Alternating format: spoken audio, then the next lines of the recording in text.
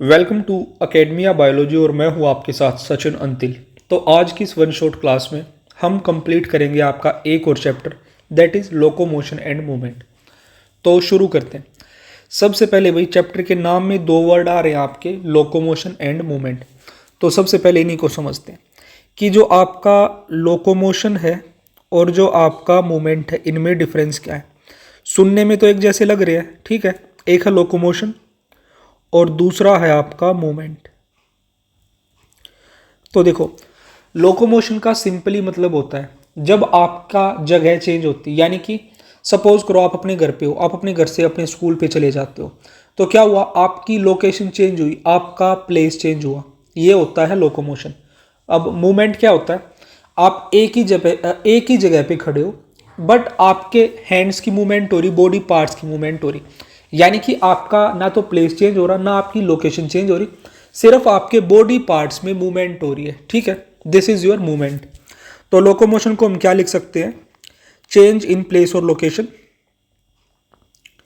Change in place और location, change in place और location.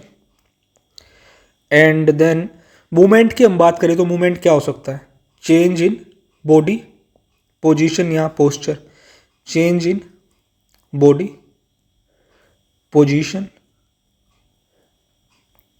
या posture we can say. I hope कि ये चीज़ आपको अच्छे से समझ आ गई होगी कि लोकोमोशन और मूवमेंट के बीच में आपका डिफरेंस क्या है। अब इसके बाद नेक्स्ट जो चीज़ आती है आपके एनसीईआरटी के अकॉर्डिंग, आपके एनसीईआरटी में दे रखी डिफरेंट टाइप्स ऑफ मूवमेंट्स, तो वो मूवमेंट्स हम देखेंगे। Next is your types of movement, types of movement. तो आपकी भाई टाइप्स ऑफ मूवमेंट में आपकी चार तरह की मूवमेंट्स दे रखी है आपकी एनसीईआरटी में, ठीक है। वन बाय वन सारी मूवमेंट्स को हम कवर करेंगे। शुरू करते हैं सबसे फर्स्ट जो आपकी मूवमेंट है दैट इज अमीबॉइड मूवमेंट, या जिसको हम बोलते हैं आपका pseudopodial movement. First is your amoeboid movement, amoeboid या फिर आपकी जिसको हम बोल सकते हैं सूडोपोडियल, सूडोपोडियल। जो ये इस तरह की मूवमेंट है, जो अमीबॉइड मूवमेंट है, ये यूजुअली आपकी अमीबा में देखी जाती है। एंड ये जो मूवमेंट है जनरेट किसकी वजह से होती है, जो अमीबा में आपके सूडोपोडिया फॉर्म्स होते हैं साइटोप्लाज्मिक स्ट्रीमिंग की वजह से, ठीक है। तो साइटोप्लाज्मिक स्ट्रीमिंग की वजह से सूडोपोडिया फॉर्म होंगे और वो सूडोपोडिया को यूज किया जाएगा मूवमेंट के लिए, ठीक है। तो ये आपको याद रखना है। और इस तरह की जो मूवमेंट है वो कहाँ देखी जाती है, आपके अमीबा में देखी जाती है। उसके साथ साथ आपके कुछ मैक्रोफाज है और आपके कुछ वाइट ब्लड सेल्स में भी आपकी देखी जाती है मूवमेंट। तो मूवमेंट तो आपको समझ में आ गई है। अब एग्जाम्पल इसके हमें याद रखने की देखी कहाँ कहाँ जाती है। तो एग्जाम्पल में याद रखना भाई, एक तो सबसे पहले किस वजह से होती है, ये होती है due to cytoplasmic streaming. Cytoplasmic streaming की वजह से क्या फॉर्म होगा, आपका सूडोपोडिया फॉर्म होगा, ठीक है। और वो सूडोपोडिया को यूज़ किया जाएगा आपकी अमीबोइड मूवमेंट के लिए। तो सूडोपोडिया हो गया। अब यहाँ पे मैं लिखवाऊंगा आपको एग्जाम्पल। तो ये एग्जाम्पल कहाँ कहाँ देखी जाती है आपकी अमीबा में, ठीक है। देन अमीबा के अलावा आपके कुछ मैक्रोफाजिस में, मैक्रोफेजिस, ठीक है। आपके मैक्रोफेजिस के साथ साथ आपके साइटोस्केलेटल एलिमेंट्स, आपके कुछ माइक्रोफिलामेंट्स में भी, माइक्रोफिलामेंट्स में, ठीक है। तो भाई जिसने पिछले लेक्चर्स देखे होंगे उनको पता होगा कि साइटोस्केलेटल एलिमेंट्स क्या है, ठीक है। देन माइक्रोफिलामेंट्स हो गए। उसके साथ साथ जो आपके क्या होते हैं, आपके ल्यूकोसाइट्स यानी कि डब्ल्यूबीसी, ल्यूकोसाइट्स यानी कि आपके डब्ल्यूबीसीज में भी आपकी ये मूवमेंट देखी जाती है। एंड डब्ल्यूबीसीज में स्पेसिफिकली आपने सुना भी होगा डायापेडेसिस करके, ठीक है। क्या होता है डायापेडेसिस। डायापेडेसिस क्या होता है आपका, वो मैं आपको बता भी देता हूँ। स्क्वीजिंग आउट ऑफ, क्या होता, अरे भाई एक सेकेंड, डायापेडेसिस एक मूवमेंट होती है डब्ल्यूबीसी की, that is squeezing out of WBCs from blood capillary. ठीक है, जो आपके WBC होते हैं वो स्क्वीज करके खुद को आपकी ब्लड कैपिलरी के बाहर निकल सकते हैं। तो ये डायबिटीज आपकी किस में देखी जाती है? आपके WBCs में आपकी डायबिटीज देखी जाती है। उसके साथ साथ जो डायबिटीज है वो आपकी मोनोसाइट्स में भी देखी जाती है। किस में? यहाँ पे लिख लेना, डायबिटीज और देखी जाती है किस में? जस्ट ए सेकेंड भाई, इट इज, एक second, it is also seen in your monocytes. ठीक है, तो ये हो गई हमारी first movement, that is amoeboid movement या सूडोपोडियल मूवमेंट इसे हम बोल सकते हैं। भाई थोड़ा सा इसको हम अरेंज करेंगे चीज़ों को, क्योंकि हमें बाकी चीज़ों के लिए भी यहाँ स्पेस चाहिए ना, तो थोड़ा सा इसको छोटा कर देंगे। ठीक है, विजिबल तो ये अब भी है।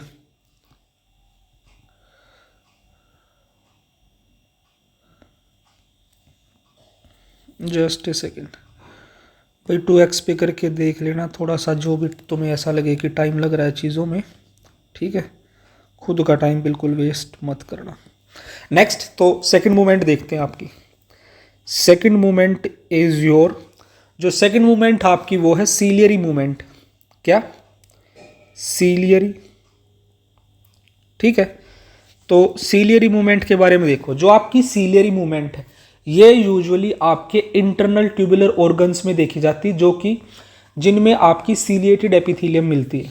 किसमें? आपके इंटरनल ऑर्गन्स में देखी जाती है, जिनमें मिलते हैं आपकी क्या? Ciliated epithelia. ठीक है, तो यहाँ पे लिख सकते हैं इस मूवमेंट के लिए क्या जरूरी है आपकी? Ciliated epithelium, ciliated epithelium. और ये कहाँ देखी जाती है? आपके इंटरनल ऑर्गन्स में देखी जाती है।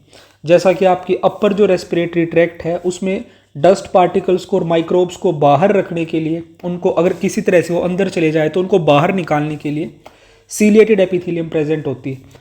सिमिलरली जो आपकी फेलोपियन ट्यूब्स होती है फीमेल्स में, वहाँ भी आपका सीलिया प्रेजेंट होता है। देन आपका जो मेल होते हैं, मेल्स के वासा इफ्रेंशिया होते हैं वहाँ भी, एंड आपका ट्रांसपोर्ट ऑफ ओवा के लिए भी आपका सीलिया प्रेजेंट होता है। और जो आपके स्पर्मेटोजोआ होते हैं वो भी आपके ये पर्टिकुलर मूवमेंट शो करते हैं। ठीक है, तो ये बिल्कुल अच्छे से याद रखना। और दूसरा जो आपका पैरामीशियम होता है, पैरामीशियम में भी क्या देखने को मिलता है? आपके सीलिया। तो यहाँ पे हम एग्जाम्पल लिख देते हैं। जो आपकी सीलिएटेड एपिथेलियम कहाँ कहाँ मिलती है? आपकी सीलिएटेड एपिथेलियम एक तो मिलती है कहाँ? फेलोपियन ट्यूब्स में, फेलोपियन ट्यूब्स।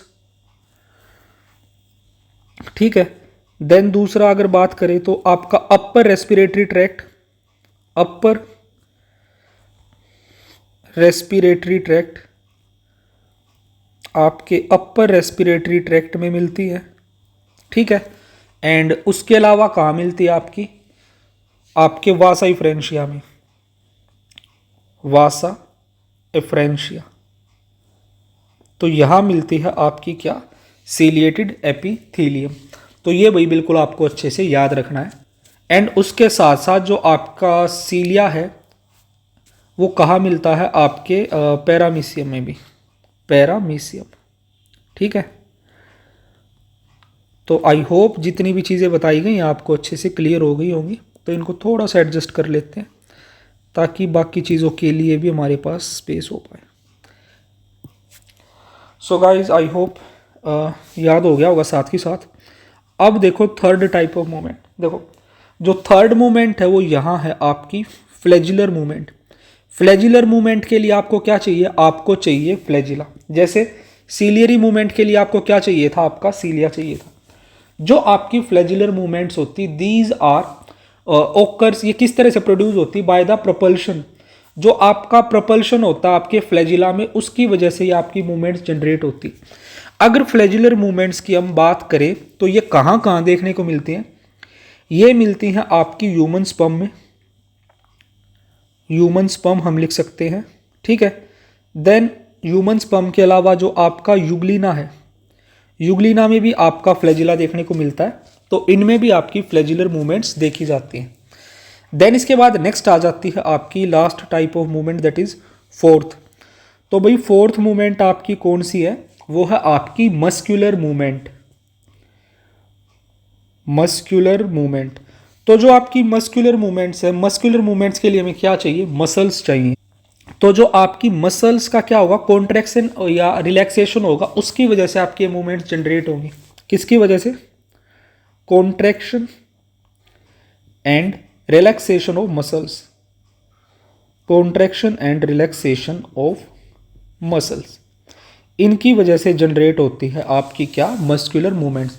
ये आपके लिम्स में, आपकी जोज में, आपके डिफरेंट जॉइंट्स में, यहाँ पे आपके मस्कुलर मूवमेंट्स देखने को मिलते हैं।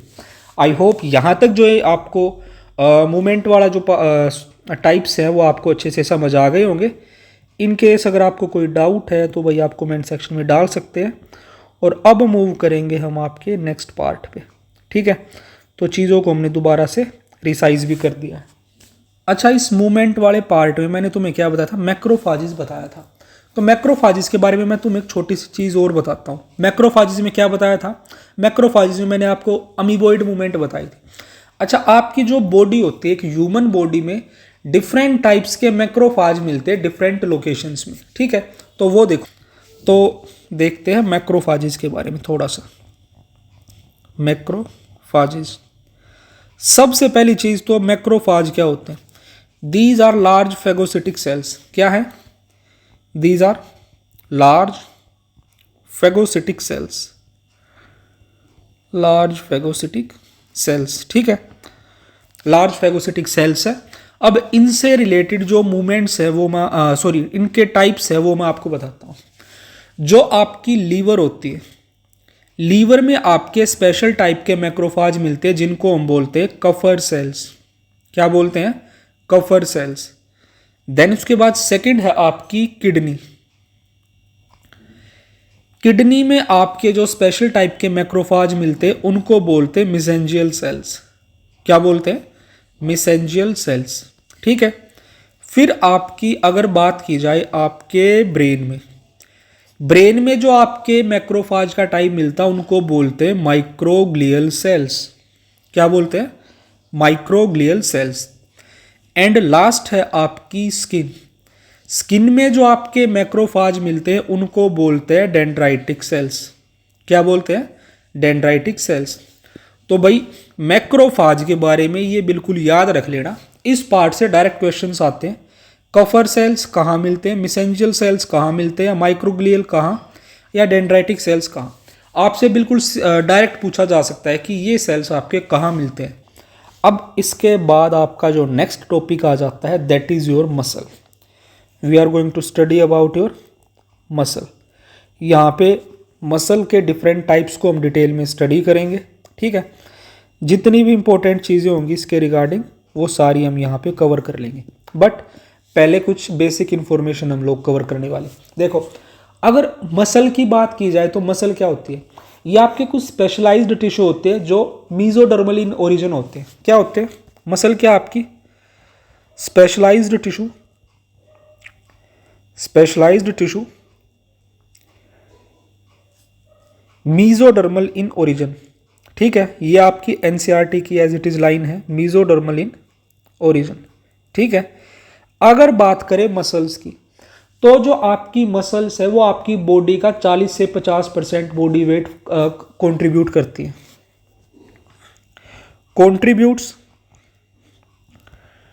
contributes around 40 to 50% of body weight, 40 to 50% body weight, ठीक है। देन इसके बाद आपकी जो मसल्स होती है, मसल्स में कुछ खास प्रॉपर्टीज होती है। अब वो प्रॉपर्टीज क्या क्या है, मसल्स की प्रॉपर्टीज देखो भाई। एक तो एक्साइटेबिलिटी, देन कॉन्ट्रैक्टिलिटी, एक्सटेंसिबिलिटी, ठीक है, और इलास्टिसिटी। ये है कुछ स्पेसिफिक आपकी जो मसल्स हैं उनकी प्रॉपर्टीज। अब यहाँ पे आ जाती है आपकी डिफरेंट टाइप्स ऑफ मसल्स। तो डिफरेंट टाइप्स ऑफ मसल्स के लिए भाई मैं एक बार टेबल ड्रॉ कर लेता हूँ एंड देन उसके बाद आपको सारी चीज़ें एक्सप्लेन करता हूँ। तो ये है 3 आपकी मसल्स के टाइप्स। अगर बात की जाए इनके डिफरेंट फीचर्स की तो शुरू करते हैं इनकी लोकेशन के साथ। तो सबसे फर्स्ट है skeletal muscle, then cardiac and third is your smooth. तो अगर पूछा जाए इनकी जो लोकेशन है तो देखो भाई, लोकेशन की बात करें तो जो आपकी स्केलेटल मसल्स मिलती वो मिलती हैं आपकी बोन्स में, आपकी जो कार्डियक मसल्स मिलती है वो मिलती है आपके हार्ट में, और जो आपकी स्मूथ मसल्स मिलती है वो मिलती हैं आपके विसरल ऑर्गन्स में। ठीक है। देन अगर नेक्स्ट फीचर की हम बात करें कि जो आपकी ये मसल्स हैं इनका नेचर कैसा होता है, क्या नेचर, यानी कि ये वॉलेंट्री है या इनवॉलेंट्री है। तो देखो, जो आपकी स्केलेटल मसल्स है, सिर्फ स्केलेटल मसल्स आपकी वॉलेंट्री होती है, यानी कि आप अपनी विल से इनको खुद की मर्जी से इनको कंट्रोल कर सकते हो। बाकी जो आपकी कार्डियक मसल्स हैं और जो आपकी स्मूथ मसल्स है दोनों इनवॉलेंट्री होती है। Involuntary, involuntary. ठीक है। अब नेक्स्ट फीचर आ जाता है इनका फंक्शन की हम बात करें तो इन सब का ही फंक्शन क्या होता है, आपका मूवमेंट करवाना इनका काम है। अब जो आपकी मसल्स है, अगर बात की जाए इनमें स्ट्रेशंस की, क्या स्ट्रेशंस, तो देखो जो आपकी सिर्फ स्मूथ मसल्स ऐसी हैं जिनमें स्ट्रेशंस नहीं होती। आपकी जो स्केलेटल मसल्स है इनमें भी स्ट्रेशंस प्रेजेंट है, कार्डियक मसल्स में भी स्ट्रेशंस है, स्मूथ मसल्स में आपकी स्ट्रेशंस प्रेजेंट नहीं होती। तो देखो, जो स्ट्रेशंस होती है वो आपके ऑल्टरनेटिंग लाइट और डार्क बैंड से होते हैं, और जो ये स्ट्रेशंस है ये आपकी स्केलेटल कार्डियक मसल्स में ही प्रेजेंट होती है, स्मूथ मसल्स में ये नहीं देखने को मिलती। देन अगर बात की जाए इन मसल्स में आपकी ब्रांचिंग की, तो देखो जो आपकी सिर्फ हार्ट की मसल्स यानी कि जो कार्डियक मसल्स है सिर्फ इनमें ब्रांचिंग मिलती है, ना ब्रांचिंग इनमें है, सिर्फ कार्डियक मसल्स में ब्रांचिंग है, और ना ब्रांचिंग आपकी स्मूथ मसल्स में। नेक्स्ट फीचर की अगर हम बात करें तो वो है इनकी शेप की। तो इनकी शेप क्या है भाई, तो देखो आपकी स्केलेटल मसल्स हैं सिलेंड्रिकल शेप की, जैसा कि आपको डायग्राम से भी क्लियर हो रहा होगा, और जो आपकी कार्डियक मसल्स हैं ये भी सिलेंड्रिकल है। सिर्फ आपकी जो क्या है स्मूथ मसल्स है वो है आपकी फ्यूजिफॉर्म शेप की, यानी कि टेपरिंग एट एंड्स, एंड्स की तरफ ये टेपरिंग है। नेक्स्ट फीचर आता है इंटरकैलेटेड डिस्क का, इंटरकैलेटेड डिस्क। तो इंटरकैलेटेड डिस्क की हम बात करें तो ये सिर्फ मिलती है आपकी कार्डियक मसल्स में।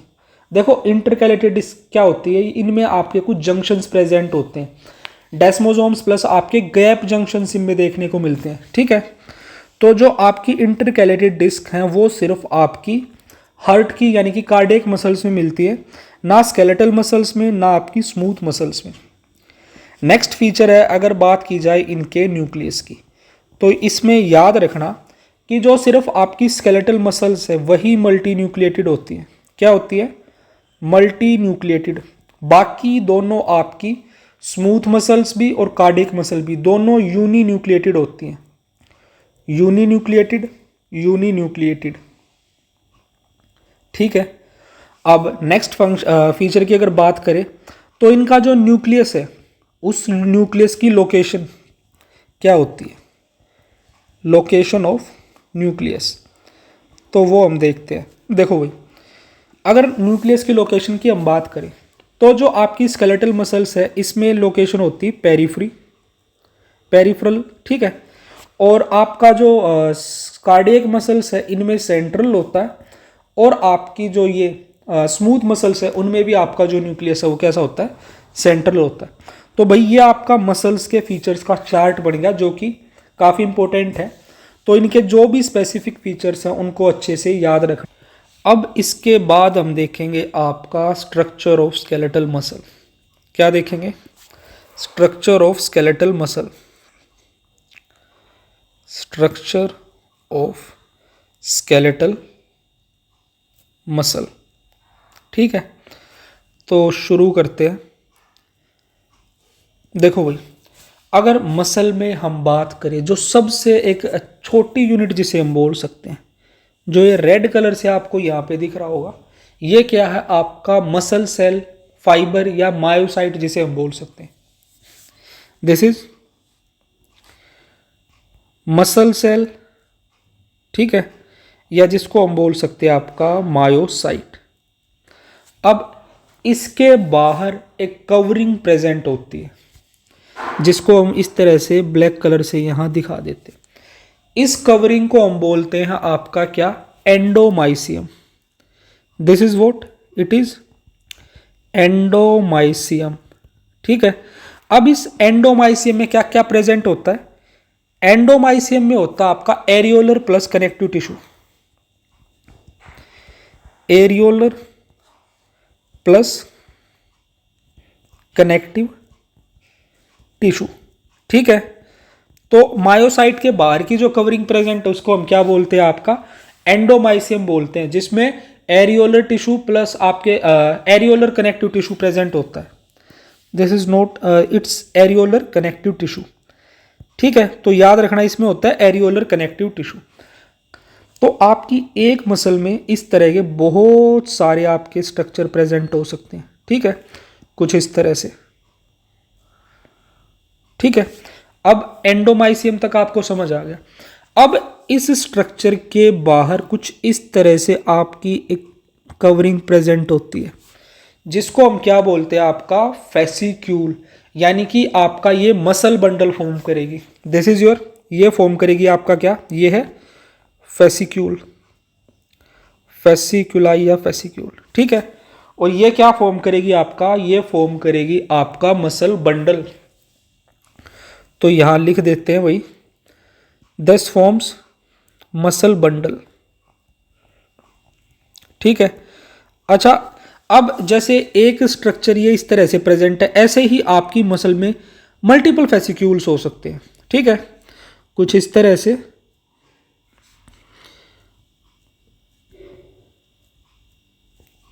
तो थोड़ा सा वही सही सा डायग्राम हम ड्रॉ करेंगे ताकि देखने में आपको मसल जैसा सच में लगे। अब इनके फेसिक्यूल हम ड्रॉ कर देते हैं। ठीक है।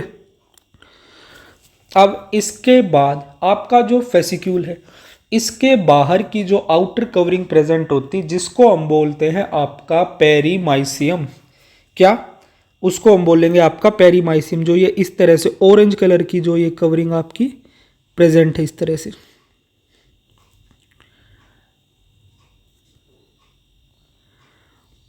तो ये ऑरेंज कलर की जो आपकी कवरिंग है, इसको हम क्या बोलते हैं, दिस इज योर, एक सेकंड भाई,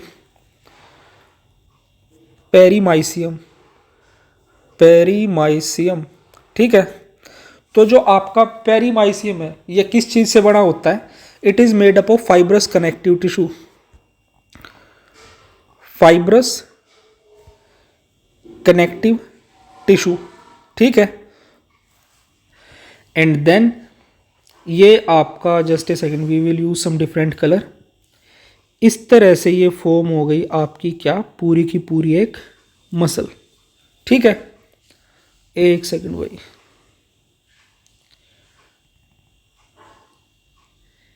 ये क्या फॉर्म हो गई भाई तुम्हारी, ये फॉर्म हो गई तुम्हारी मसल। ठीक है। अब जो ये आपकी मसल है, ठीक है, इसकी जो सबसे आउटर कवरिंग होती है, इसको देखो इस तरह से हम येलो कलर से दिखा देते हैं। Just a second. ये जो इस तरह से येलो कलर से जो ये हम कवरिंग जैसा हम शो कर रहे हैं, ये तो जो ये येलो कलर से यहाँ शो की गई है, ये क्या है आपकी, ये है आपकी epimysium. This is what, this is your epimysium. ठीक है। जो आपकी एपीमाइसियम है, इसमें क्या प्रेजेंट होते हैं आपके, इसमें मिलते हैं आपके dense fibrous connective tissue, dense fibrous connective, dense fibrous connective tissue. ठीक है। तो अब यहां देखो भाई, हमने 3 लेयर्स की बात की।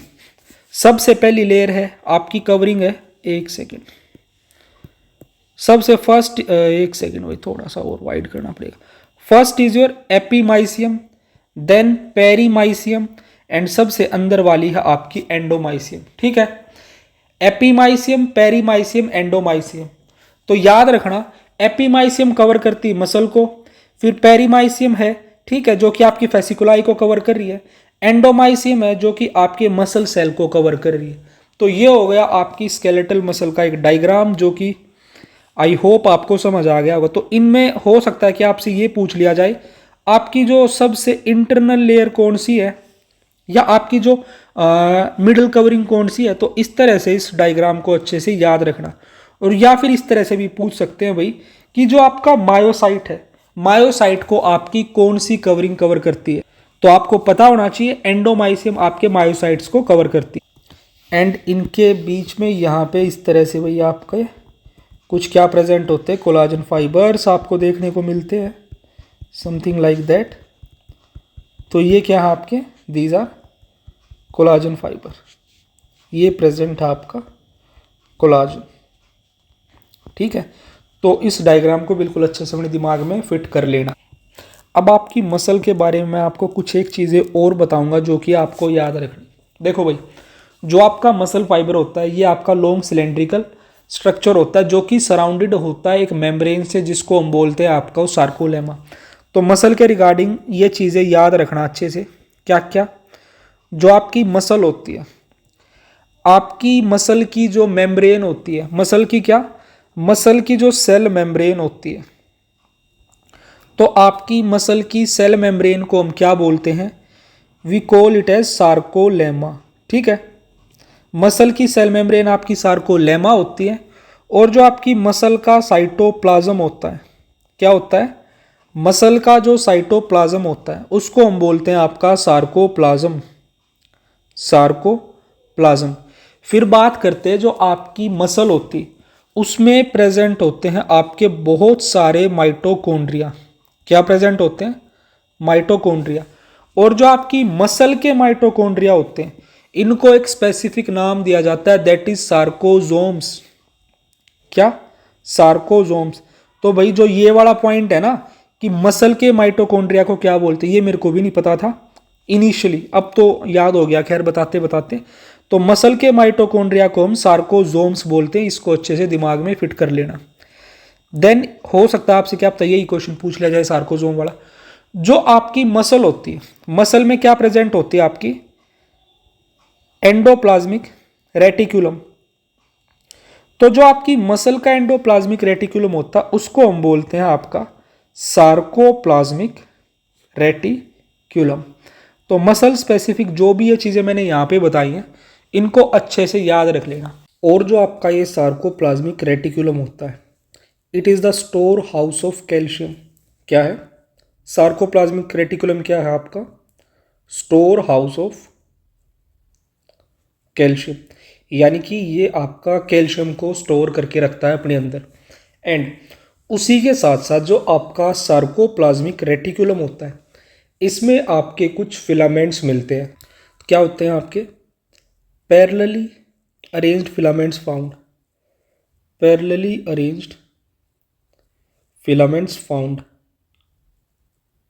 ठीक है, तो वो जो पैरेलली अरेंज्ड फिलामेंट्स आपके सार्कोप्लाज्मिक रेटिकुलम के अंदर मिलते हैं उनको हम बोलते हैं मायोफिलामेंट्स या myofibrils.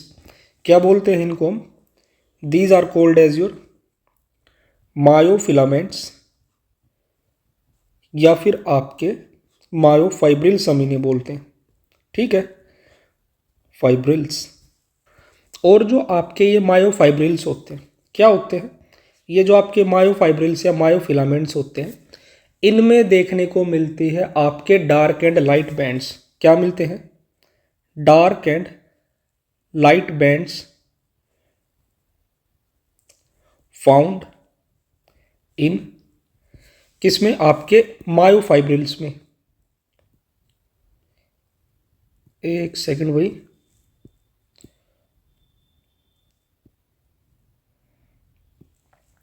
Dark and light bands found in myofibrils.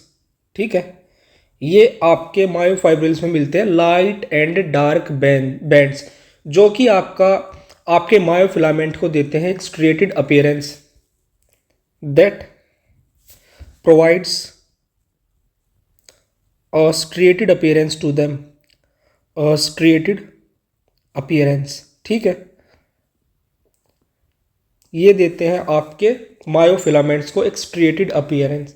अब बात आती है कि ये जो आपके बैंड्स होते हैं, ये बैंड्स होते हैं आपके पैरेलली अरेंज्ड दो प्रोटीन्स होते हैं, that is actin and myosin. किसकी वजह से होती है striated appearance? Due to parallel arrangement of due to parallelly arranged actin and myosin. ठीक है, तो आपके दो प्रोटीन मिलते हैं जिनको हम बोलते हैं आपका एक्टिन एंड मायोसिन, और इन एक्टिन और मायोसिन की वजह से ही आपके मायोफिलामेंट्स में स्ट्रिएटेड अपीयरेंस आती है। अब थोड़ा सा एक्टिन और मायोसिन के बारे में देखो भाई। जो तुम्हारा एक्टिन है एक तो प्रोटीन, दूसरा है मायोसिन। ठीक है, जो आपका एक्टिन है, एक्टिन को बोलते हैं आपका थिन फिलामेंट। ठीक है, और मायोसिन को बोलते हैं आपका थिक फिलामेंट।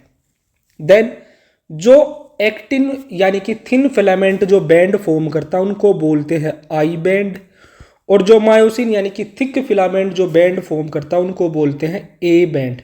ठीक है, एंड उसी के साथ साथ इस आई बैंड को बोलते हैं आपका isotropic. I stands for isotropic band and A stands for anisotropic band. Anisotropic band.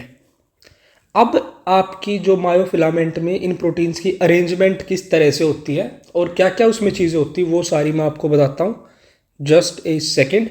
And उसके बाद किस तरह से इस पार्ट से क्वेश्चन आता है वो हम देखते हैं। तो देखो ये है कुछ आपकी इस तरह से ये अरेंजमेंट होती है। अब इसमें देखो जो ये येलो कलर से शो किए गए हैं ये हैं आपके thin filament. These are what? These are thin filament. ये है आपके थिन फिलामेंट। ठीक है, और जो ये ऑरेंज कलर से शो किए गए हैं ये है आपके थिक फिलामेंट। क्या है? Thick filament. एंड जो ये एक बोल्ड डार्क लाइन दिख रही है आपको ब्लैक कलर की, ये है आपकी जेड लाइन। ठीक है, and this is also Z line. अब जो ये पार्ट आपका दो जेड लाइन के बीच में होता है इसको हम बोलते हैं आपका सार्कोमियर। ठीक है, तो ये क्या है आपका? This is sarcomere. तो सार्कोमियर क्या होता है आपका? Functional unit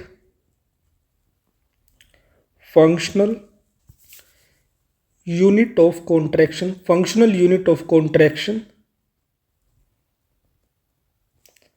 between two Z lines. ठीक है, तो आपकी कॉन्ट्रैक्शन की जो फंक्शनल यूनिट है वो आपका सार्कोमियर है, ये आपको याद रखना है। ठीक है, अब उसके अलावा देखो यहाँ पे कुछ आपकी और चीज़ें दे रखी हैं। जो ये आपको डॉटेड टाइप की लाइन दिख रही है ये है आपकी कौन सी line? This is your M line. एक है जेड लाइन और एक है एम लाइन। अब यहाँ पे आपको एक चीज़ याद रखनी है, जो आपकी आई बैंड होते हैं, कौन से? जो आपके लाइट या जिनको हम बोलते हैं आपका आई बैंड, ये आपके जुड़े हुए होते किस लाइन के साथ? आपकी जेड लाइन के साथ। देखो जो ये आपके येलो कलर के बैंड ये अटैच्ड किससे? आपके ये जेड लाइन से अटैच है। तो यहाँ पे आपको याद रखना है जो आपके आई बैंड है ये आपके जुड़े हुए होते हैं किससे? आपकी जेड लाइन से। वहीं पे जो आपकी एम लाइन है it is related to your dark band या जिसको हम बोलते हैं आपका ए बैंड। तो ए बैंड के साथ कौन सी लाइन जुड़ी हुई है? आपकी एम लाइन। ठीक है, आई होप यहाँ तक जो जो चीज़ें आपको बताई गई हैं वो आपको अच्छे से समझ आ गया होगा। एंड भाई अब इसके बाद एक सेकंड भाई, थोड़ा सा इसको दोबारा से शिफ्ट करना पड़ेगा हल्का सा। एक सेकंड भाई।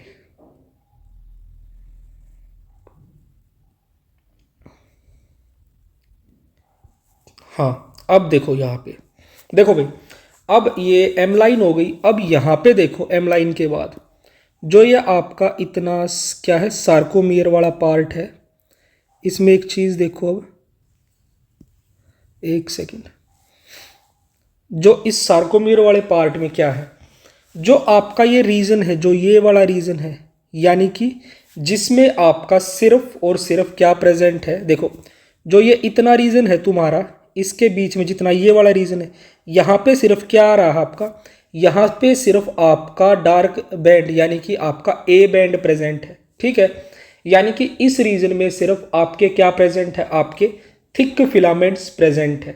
ठीक है, तो इसको तो हम बोलते हैं आपका एच रीजन।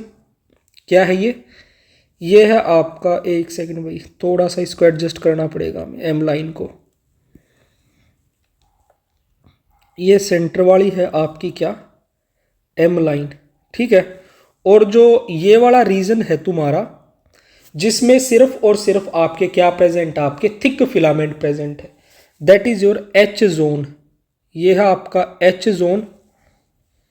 एक अभी भी वही क्लियर सा नहीं लग रहा, क्या चक्कर है ये, कुछ और जुगाड़ करते हैं इसके अरेंजमेंट का एम लाइन के लिए। ठीक है, ताकि कोई कंफ्यूजन क्रिएट ना हो, तो एम लाइन को हम यहाँ से इस तरह से दिखा देते हैं। ठीक है, अब देखो भाई, यहाँ पे जो ये तुम्हारा इतना पार्ट है जिसमें सिर्फ तुम्हारे थिक फिलामेंट प्रेजेंट है, ये है आपका एच जोन। ठीक है, और जो ये तुम्हारा जो ये वाला पार्ट है, जिसमें तुम्हारे थिन फिलामेंट प्लस तुम्हारे थिक फिलामेंट दोनों के दोनों प्रेजेंट है। क्या प्रेजेंट है, thin filament, just a second, ये यहां तक जहां पे तुम्हारे थिन फिलामेंट और थिक फिलामेंट दोनों चीजें प्रेजेंट है, ये है तुम्हारा ओ जोन। सिमिलरली इस तरफ भी है ये, जहां पे आपका थिक और थिन दोनों चीजें आपकी प्रेजेंट है। तो ये आपको याद रखना है, एच जोन में क्या है, ओनली थिक फिलामेंट। ठीक है, और जो तुम्हारा ओ जोन है, और जो ओ जोन है आपका, इसमें आपका थिक थिन प्लस थिक दोनों फिलामेंट आपके मिलते हैं इसमें, थिन प्लस थिक फिलामेंट। ठीक है, तो ये छोटा सा डिफरेंस इनके बीच में, ये आपको अच्छे से याद रखना है। तो यहाँ पे भाई जेड लाइन क्या है, एम लाइन क्या है, ओ जोन क्या है, एच जोन क्या है, ये सारी चीज़ें आपकी क्लियर हो गई होंगी। And O here is for overlapping. ठीक है, ओ इज़ फॉर ओवरलैपिंग। तो ये सारी चीज़ें आपको समझ आ गई होंगी। अब देखो, जो सवाल पूछा जाता है आपसे वो किस तरह से पूछा जाता है कि जो जब कॉन्ट्रैक्शन होता है आपकी मसल का, उस टाइम पे आपके किस किस चीज़ में चेंज आता है। तो ये आपको बिल्कुल अच्छे से याद रखना है। यहाँ पे जो भी मैं बताऊंगा, during muscle contraction, during muscle contraction,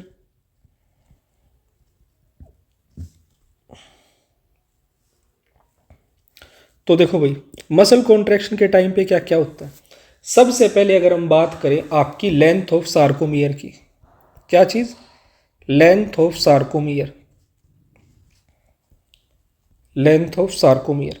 जो आपकी सार्कोमियर की लेंथ है मसल कॉन्ट्रैक्शन में वो डिक्रीज हो जाती है।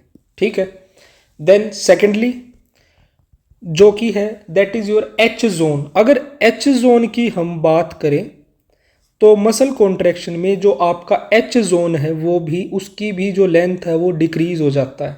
ठीक है, तीसरी चीज की अगर हम बात करें दैट इज योर आपका जो आई बैंड है, क्या है, आई बैंड। तो आई बैंड भी आपका क्या हो जाता है, डिक्रीज हो जाता है। देन उसके बाद नेक्स्ट है आपका fourth, that is your O band, overlapping band. Overlapping band आपका क्या होता है, इंक्रीज होती है लेंथ। ठीक है, उसके बाद नेक्स्ट है आपका A band, fifth is your A band. तो जो आपका ए बैंड है यानी कि आपका जो डार्क बैंड होता है, उसकी जो आपकी लेंथ रहती है वो रहती है कांस्टेंट। क्या, कांस्टेंट। ठीक है, एंड लास्ट में जो आपका बच जाता है that is your M line, sixth is your M line. तो अगर आपकी एम लाइन की हम यहां पे बात करें तो एम लाइन के बारे में याद रखना, डिक्रीज या फिर डिसअपीयर। डिक्रीज, या फिर हो सकता है आपके ऑप्शन में लिखा हो डिसअपियर। ठीक है, तो ये चेंजेस आपके डिफरेंट कंपोनेंट्स में देखने को मिलते हैं ड्यूरिंग मसल कॉन्ट्रैक्शन, एंड ये आपको बिल्कुल अच्छे से याद रखने हैं। यहाँ से क्वेश्चन ज़रूर से ज़रूर पूछा जाता है। ठीक है, अब देखते हैं हम आपका स्ट्रक्चर ऑफ कॉन्ट्रैक्टाइल प्रोटीन्स, और आपके कॉन्ट्रैक्टाइल प्रोटीन्स क्या हैं, एक्टिन और आपके मायोसिन। तो नेक्स्ट टॉपिक क्या है आपका, structure of contractile proteins, structure of contractile proteins. तो देखते हैं इसको, एक सेकंड भाई। अच्छा, स्ट्रक्चर ऑफ कॉन्ट्रैक्टाइल प्रोटीन से पहले ना हम वो प्रोटीन्स देखेंगे जो कि आपके मिलते हैं। कौन से टाइप के प्रोटीन्स मिलते हैं, तो सबसे पहले वो देखना इंपॉर्टेंट है। तो देखो, प्रोटीन्स आपका मसल कॉन्ट्रैक्शन से रिलेटेड कौन से प्रोटीन्स होते हैं, उनको हम देखेंगे पहले। तो सबसे पहले देखो, जो प्रोटीन्स होते हैं वो होते हैं आपके, first is your contractile proteins, contractile proteins. ठीक है, देन सेकेंड टाइप जो होते हैं आपके, that are regulatory proteins, regulatory proteins. And जो थर्ड टाइप है वो है आपके स्ट्रक्चरल प्रोटीन। क्या है, third is your structural protein, structural protein. तो देखो भाई, फर्स्ट टाइप क्या आपके contractile protein, second regulatory, third है आपके स्ट्रक्चरल प्रोटीन। तो अब देखो, कॉन्ट्रैक्टाइल प्रोटीन कौन कौन से होते हैं, एक तो एक्टिन, दूसरा मायोसिन, और ये करवाते क्या है, कॉन्ट्रैक्शन ऑफ मसल। काम क्या करते हैं, एक तो होता है आपका एक्टिन प्लस सेकंड है आपका मायोसिन। काम इनका क्या है आपका, contraction of muscle, contraction of muscle, ये इनका काम है। देन नेक्स्ट आ जाते हैं आपके रेगुलेटरी प्रोटीन। तो भाई जो तुम्हारे रेगुलेटरी प्रोटीन होते हैं, इनका काम क्या होता है, आपके कॉन्ट्रैक्शन को ऑन ऑफ करना, ऑन या ऑफ करना, किस चीज़ को, कॉन्ट्रैक्शन। ठीक है, यानी कि कॉन्ट्रैक्शन को करवाना है या कॉन्ट्रैक्शन को बंद करना है, ये चीज़ आपके रेगुलेटरी प्रोटीन्स डिसाइड करते हैं। ठीक है, अब देखो रेगुलेटरी प्रोटीन्स के बारे में। आपका एक प्रोटीन होता है दैट इज ट्रोपोनिन। ठीक है, ये जो ट्रोपोनिन है, ये है एक ट्राइमेरिक प्रोटीन। क्या है, ट्रोपोनिन कैसा है, ट्राइमेरिक प्रोटीन है, यानी कि इसकी 3 यूनिट्स होती है।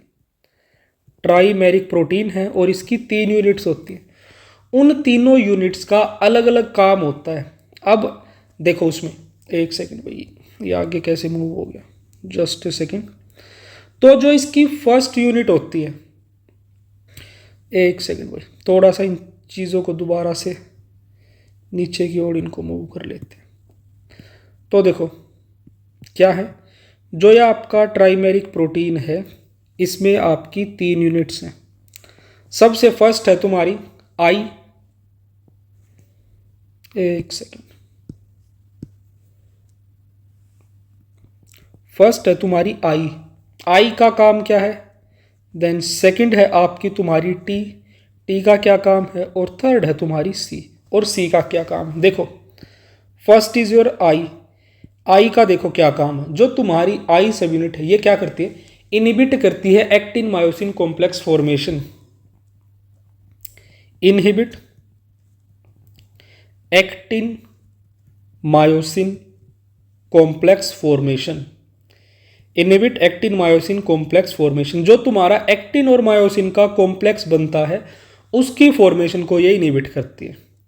फिर सेकंड है तुम्हारी टी सब यूनिट, जो टी सब यूनिट है, ये क्या करती है, ये बाइंड करती है आपकी ट्रोपोमायोसिन के साथ, बाइंड्स ट्रोपोमायोसिन, ट्रोपोमायोसिन। ठीक है, और जो थर्ड सब यूनिट है आपकी, दैट इज सी सब यूनिट।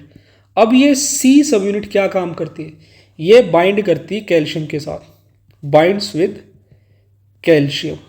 ठीक है, तो ये इतना आपको इनके बारे में याद रखना है। ठीक है, थोड़ा सा इसको एडजस्ट करेंगे and then we will be moving towards your structural protein. तो भाई स्ट्रक्चरल प्रोटीन के बारे में देखो अब, क्या किसके बारे में, स्ट्रक्चरल प्रोटीन। तो जो स्ट्रक्चरल प्रोटीन होता है ये क्या काम करता है, तुम्हारा मसल स्ट्रक्चर को स्टेबलाइज करता है, that is stabilise muscle, stabilise muscle structure. ये आपके मसल स्ट्रक्चर को स्टेबलाइज करता है। जैसे कि यहाँ पे एग्जांपल के तौर पे लिख सकते हो आपका डेस्ट्रोफिन, ठीक है, आपके मसल स्ट्रक्चर को स्टेबलाइज करेगा during muscle contraction. I hope यहाँ तक आपको सारी चीज़ें समझ आ गई होंगी। नाउ अब हम देखेंगे आपका structure of contractile proteins. Contractile proteins मैंने दो बताए हैं और दोनों को हम अच्छे से देखने वाले, इनके स्ट्रक्चर्स को। तो सबसे पहले आ जाता है आपका क्या, एक्टिन के बारे में हम देखेंगे, ठीक है। तो देखो भाई, सपोज करो, जस्ट ए सेकेंड, ये कुछ इस तरह से, ये कुछ आपकी क्या है, ये आपकी कुछ सब यूनिट्स प्रेजेंट है, ठीक है। तो जो ये आपकी सब यूनिट्स हैं ये क्या है तुम्हारे, these are your G actin.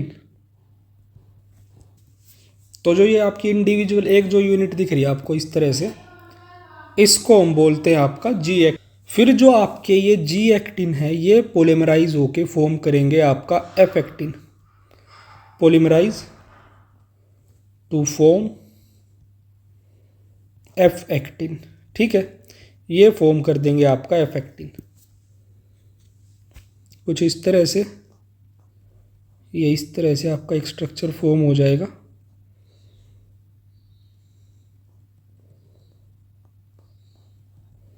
तो जो ये स्ट्रक्चर आपका फॉर्म हो गया, this is your F actin. एक सेकेंड भाई, ठीक है।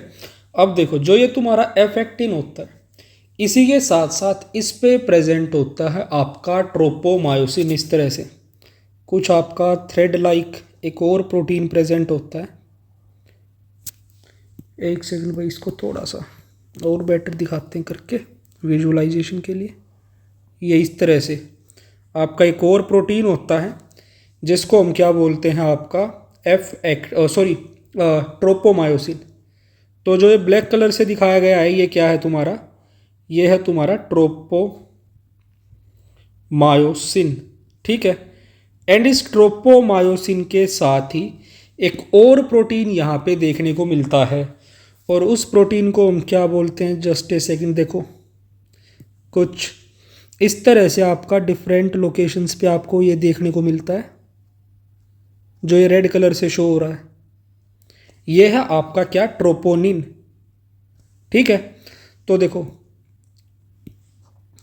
जो आपका ये रेड कलर से शो किया गया ये क्या है तुम्हारा, यहीं पे शो करते हैं भाई, दिस इज ट्रोपोनिन, ये है आपका ट्रोपोनिन, ठीक है। तो आपका एक्टिन के साथ क्या क्या चीज़ें आपकी जुड़ी हुई होती है वो सारी चीज़ें आपको यहाँ पे दिखाई देगी होंगी। एंड अब इन डिफरेंट यूनिट्स के बारे में देखते हैं।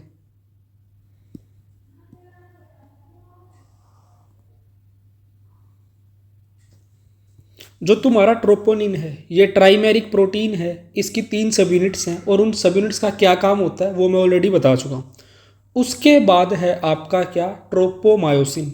जो आपका ट्रोपोमायोसिन है ये आपका रेस्ट वाली कंडीशन में आपका एक्टिन और मायोसिन फिलामेंट्स के इंटरेक्शंस को रोकता है जो कि आपके कॉन्ट्रैक्शंस के लिए इंपॉर्टेंट होते हैं। तो इसके बारे में लिख सकते हैं हम क्या, प्रिवेंट्स interaction between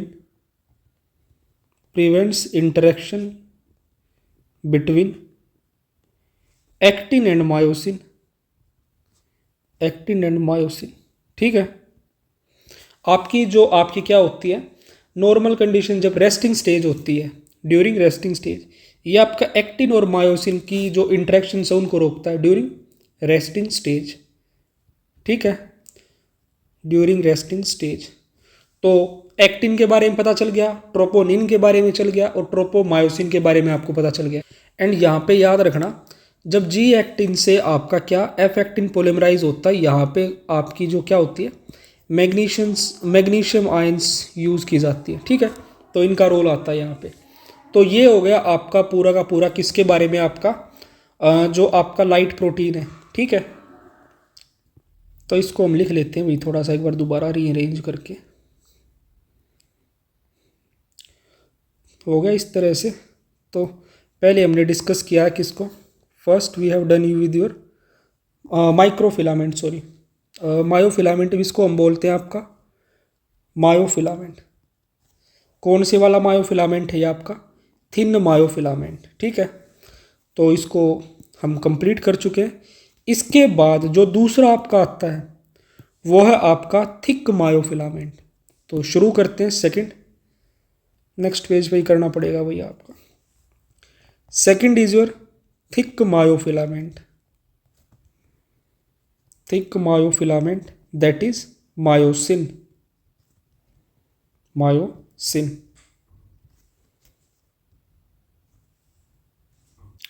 तो भाई मायोसिन के बारे में देखो एक बार आप, मायोसिन आपका किस तरह से होता है, एक सेकंड ज़्यादा,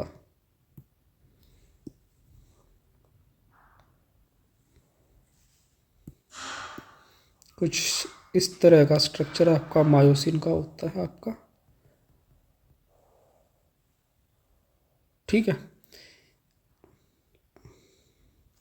एंड इसी के साथ साथ यहाँ पे अटैच होती है एक और यूनिट आपकी, ये कुछ इस तरह से, ठीक है। तो ये है आपका किसका, थिक फिलामेंट का डायग्राम। डिफरेंट पार्ट्स को अब लेबल करते हैं और इसकी समझते हैं फंक्शनिंग वगैरह। तो सबसे पहले देखो जो ये वाला रीजन है आपका, दिस इज, ये है आपका हेड रीजन, ये क्या है आपका हेड है, ठीक है। और जो इसके हेड के बाद जो ये नीचे वाला जो ये पार्ट आता है, this is cross arm, cross arm, ठीक है। और जो ये वाला पार्ट है आपका, ये क्या है आपकी, ये है आपकी टेल। फिर जो भाई तुम्हारा क्या होता है, जो तुम्हारा हेड होता है, इसमें देखो हेड में यहाँ पे आपकी डिफरेंट साइड्स प्रेजेंट होती हैं, ये कुछ इस तरह से, ठीक है। एक ये एंड इस तरह से कुछ साइड्स आपकी प्रेजेंट होती हैं। तो ये साइड्स किस किस चीज़ के लिए वो देखते हैं। जो आपका हेड है उसमें एक तो होती है आपकी एक्टिन बाइंडिंग साइट, जो ये वाली है, फर्स्ट इज योर, ये है आपकी actin binding site, actin binding, actin binding site, यह है आपकी एक्टिन बाइंडिंग साइट।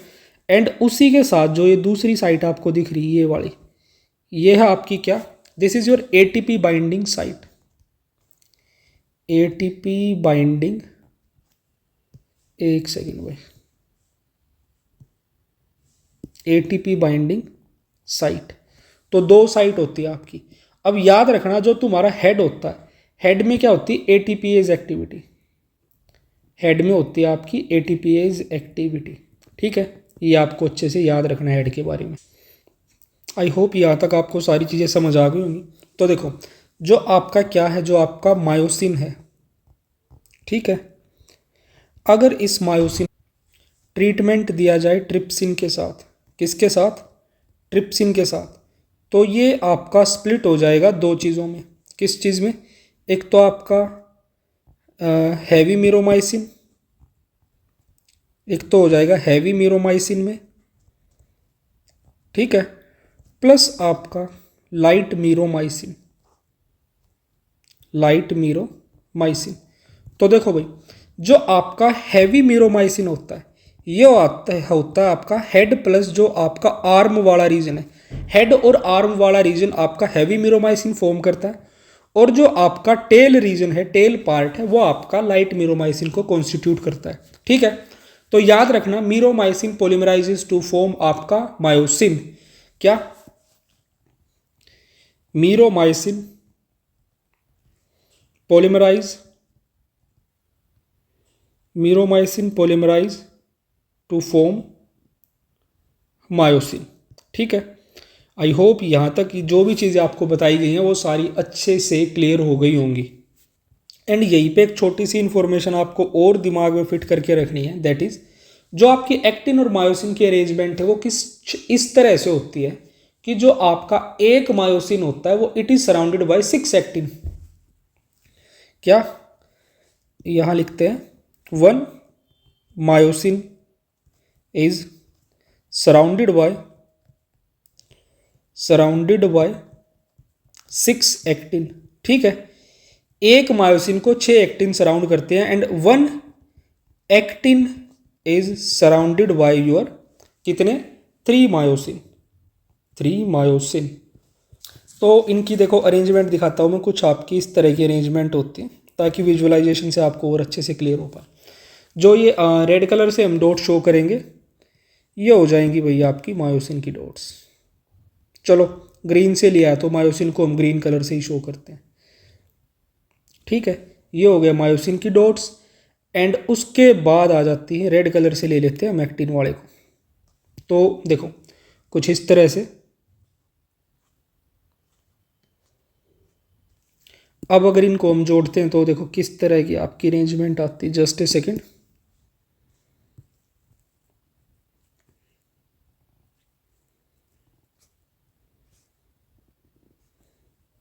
ये ठीक है। तो जो ये ग्रीन कलर से हमने शो किया ये क्या है आपका, दिस इज योर मायोसिन। तो आप देख सकते हो कि एक मायोसिन को 6 एक्टिन ने घेर रखा है एंड जो रेड कलर से हमने शो किया है ये है आपका क्या, एक्टिन। तो आप देख सकते हो कि एक एक्टिन को 3 मायोसिन ने घेर रखा है। कुछ आपकी इस तरह की अरेंजमेंट हमें देखने को मिलती है। और इसके बाद जो नेक्स्ट आपका टॉपिक आता है that is mechanism of muscle contraction. Next topic क्या है आपका, mechanism of muscle contraction. Muscle contraction तो ये अब हम देखते हैं अच्छे से।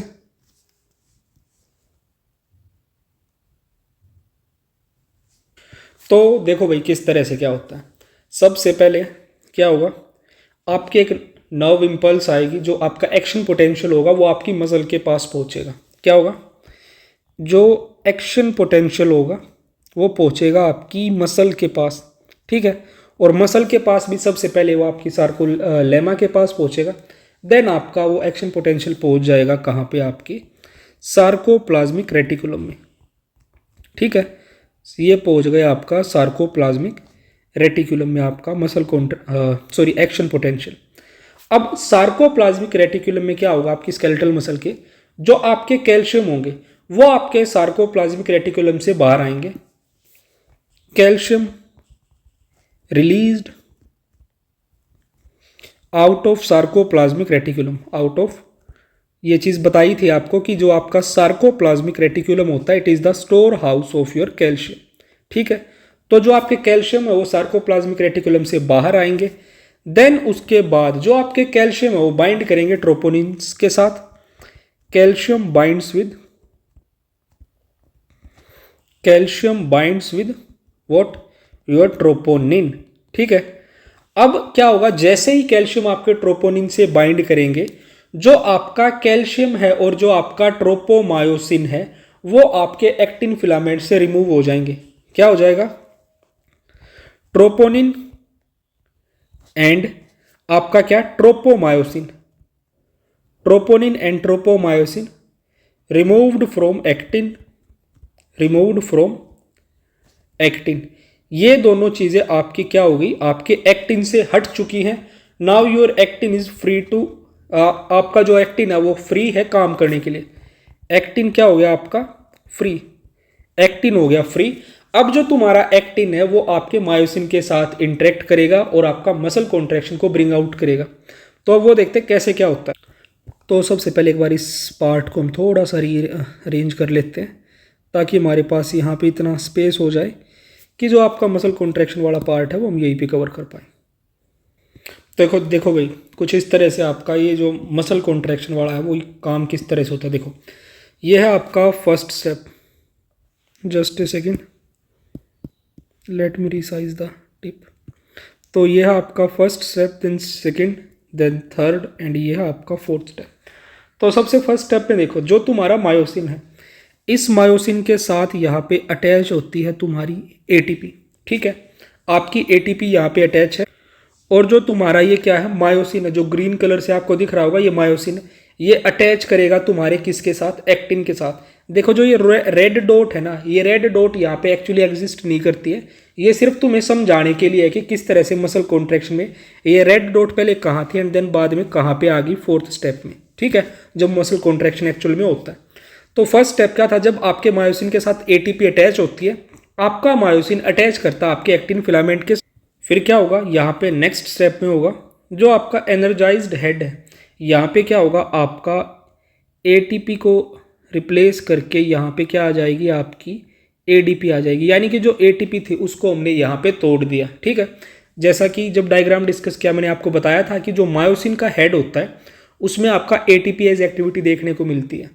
एंड देन नेक्स्ट स्टेप में क्या होगा, जो तुम्हारा क्या है, जो हेड है वो बाइंड कर जाए, आपका जो हेड है वो बाइंड करेगा आपको मायोसिन पे, जो मायोसिन बाइंडिंग साइट है आपके एक्टिन पे, head of myosin binds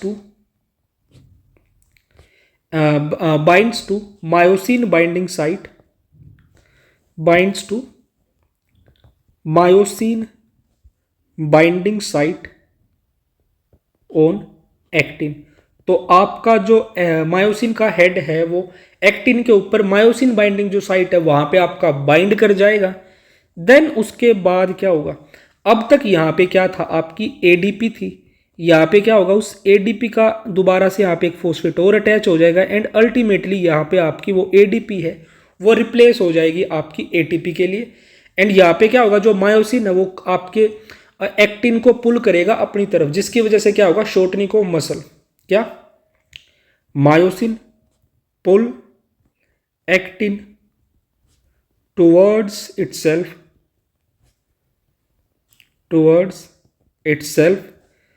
this cause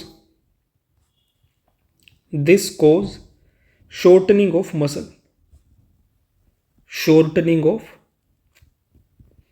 muscle, ठीक है। अब यहाँ पे एटीपी दोबारा से एटीपी आ गई है, तो यहाँ पे दोबारा से जो आपका मायोसिन है it is ready to bind with your actin again. ठीक है, और इसी तरह से आपकी साइकिल चलती रहेगी। तो इसको याद रखना, यहाँ पे क्या हो रहा है, आपका हाइड्रोलिसिस ऑफ एटीपी, यानी कि आपकी एटीपी को तोड़ा जा रहा है और आपका क्या बनाया जा रहा है, आपका यहाँ पे बनाया जा रहा है एडीपी प्लस आपका पीआई को, इनऑर्गेनिक फॉस्फेट को यहाँ पे निकाल दिया। तो ये है आपकी क्या, muscle contraction theory, this is your mechanism of muscle contraction, जिसको हम क्या बोलते हैं, आपका स्लाइडिंग फिलामेंट थ्योरी भी से हम बोलते हैं। ठीक है, तो यहाँ लिख सकते हैं हम, ये क्या आपका स्लाइडिंग फिलामेंट थ्योरी। ठीक है, तो याद रखना, mechanism of muscle contraction is explained by your sliding filament theory. And याद रखना, मसल कॉन्ट्रैक्शन के लिए आपकी 2 आयंस की ज़रूरत पड़ती है। क्या, एक सेकेंड, स्पेस थोड़ा सा इसको रीऑर्गेनाइज हम करेंगे, रीसाइज करेंगे, रीऑर्गेनाइज तो क्या करेंगे इसको। ठीक है, तो ये थोड़ा सा हम, एक सेकेंड में गड़बड़ हो गई है।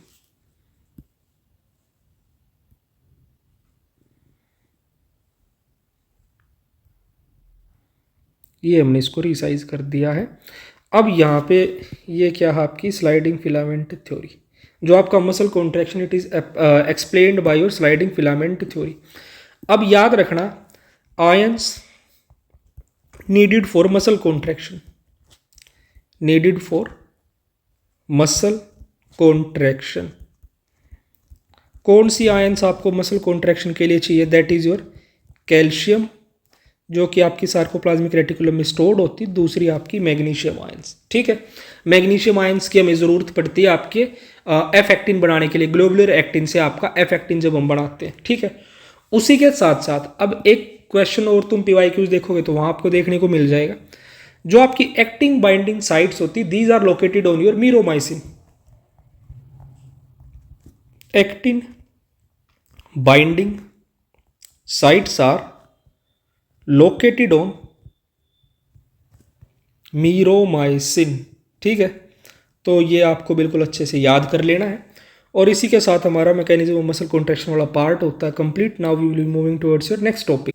Before moving towards your next topic, आपके यहाँ पे दो तरह के फाइबर्स को और डिस्कस कर रखा है। We are having your red fibres and दूसरे हैं आपके वाइट फाइबर्स। एक है कौन से, रेड मसल फाइबर्स होते हैं एक तो, ठीक है, और दूसरे होते हैं आपके white muscle fibres. White fibres ही लिख लेते हैं, चलो मसल लिख लिया कोई, वाइट मसल फाइबर्स। तो इन दोनों फाइबर्स के बीच में डिफरेंस क्या होता है वो देखो। तो सबसे पहले याद रखना, जो तुम्हारे रेड फाइबर्स होते हैं इनमें देखने को मिलती है ये देखने को मिलते हैं आपके किस में, एरोबिक मसल्स में, ठीक है। These are found in your aerobic muscles, ये आपके एरोबिक मसल्स में मिलते हैं। White muscle fibres are found in your anaerobic muscles, anaerobic muscles में मिलते हैं। देन उसके बाद नेक्स्ट इज योर, अगर बात की जाए आपके रेड फाइबर्स की, ये शो करते हैं स्लो मसल कॉन्ट्रैक्शन, ठीक है।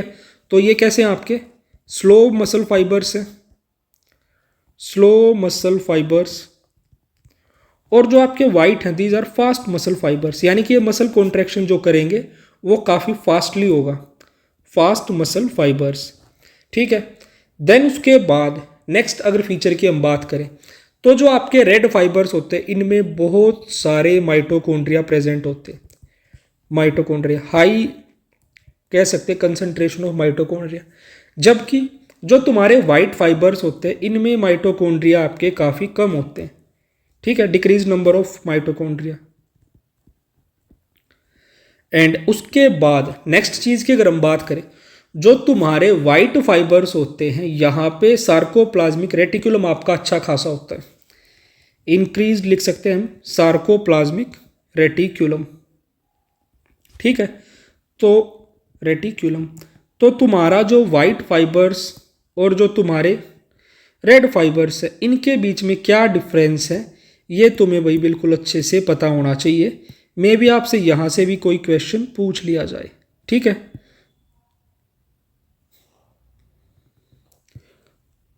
एंड इसको थोड़ा सा रीलोकेट कर देते हैं ताकि आपके नोट्स भी काफ़ी अच्छे यहाँ पे तैयार हो जाए। तो अब हो गया ये हमारा पार्ट पूरा। Next we will be moving towards your skeletal system. Next part है आपका स्केलेटल सिस्टम के बारे में। ये मान लो इसके बाद बस वो जॉइंट्स वाला टॉपिक रह जाएगा इसमें और आपका चैप्टर पूरा। तो स्केलेटल सिस्टम के बारे में देखो, आपकी टोटल कितनी होती हैं, आपके स्केलेटल सिस्टम में आपकी 206 हड्डियाँ होती हैं, ठीक है, टोटल 206 है। अब ये 206 किस तरह से होती है, जो तुम्हारा स्केलेटल सिस्टम है एक तो इसमें होता है तुम्हारा कौन सा एक्सियल पार्ट और दूसरा होता है अपेंडिकुलर पार्ट। क्या होता है एक्सियल पार्ट, दूसरा है आपका अपेंडिकुलर स्केलेटन, ठीक है, अपेंडिकुलर। अब 206 में से 80 तो तुम्हारी होती हैं एक्सियल में और 126 होती हैं तुम्हारी अपेंडिकुलर में, ठीक है, ये बिल्कुल अच्छे से याद रखना। अब बात आती है कि जो तुम्हारा एक्सियल स्केलेटन होता है उसमें तुम्हारी कौन कौन सी चीज़ें आती हैं, जस्ट ए सेकंड भाई। तो एक्सियल में आपकी देखो क्या क्या आता है। एक्सियल में सबसे पहले आएगी आपकी स्कल, ठीक है, देन आपकी रिब्स प्लस स्टर्नम, रिब्स आपकी एक स्टर्नम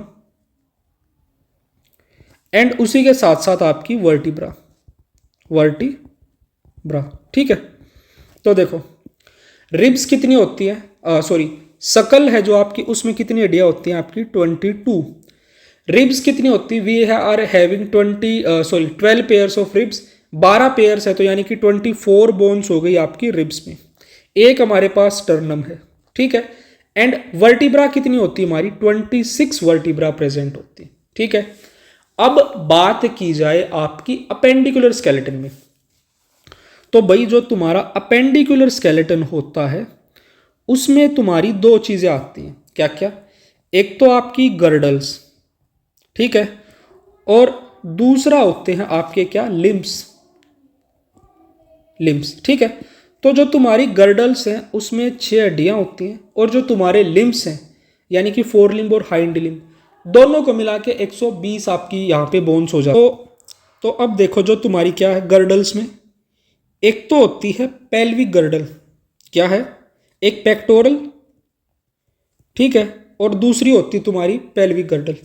जो तुम्हारी पेक्टोरल गर्डल है इसमें कितनी हड्डियां होती हैं, पेक्टोरल में होती हैं 4, ठीक है, एक क्लेविकल और दूसरी आपकी स्कैपुला, यानी कि दोनों तरफ का मिलाए तो 2 क्लेविकल और 2 स्कैपुला।